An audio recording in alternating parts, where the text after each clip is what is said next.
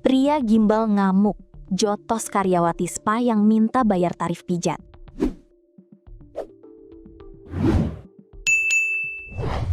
Nasib apes dialami karyawati spa mendapat bogem mentah dari pria yang diminta bayar tarif pijat.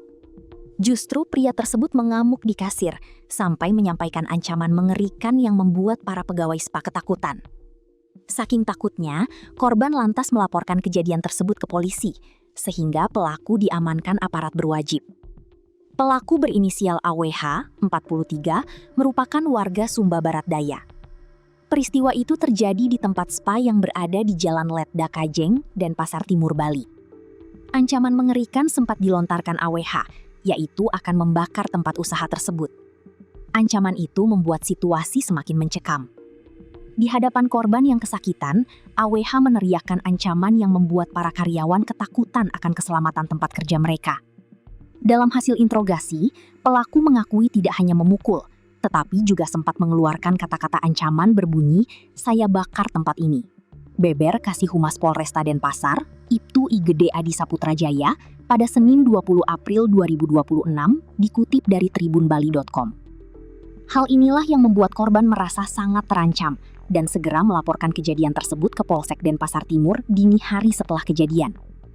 Ibtu Gede Adi mengungkapkan bahwa penangkapan pelaku dilakukan oleh tim Opsnal Polsek Denpasar Timur setelah video kekerasan tersebut viral dan dilaporkan oleh korban. Berbekal rekaman CCTV dan keterangan saksi, pelaku berhasil diamankan untuk mempertanggungjawabkan perbuatannya. Saat ini, polisi telah mengamankan barang bukti berupa rekaman CCTV saat kejadian, pakaian pelaku, serta hasil visum korban yang memperlihatkan luka di bagian pipi, bebernya. Pelaku ditangkap tanpa perlawanan di kawasan Jalan Watu Renggong setelah polisi mengantongi identitas dan keberadaannya.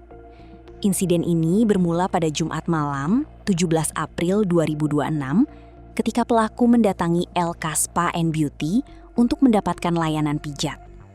Namun, ketenangan di lokasi itu berubah menjadi ketakutan saat pelaku selesai menjalani treatment sekitar pukul 23 WITA.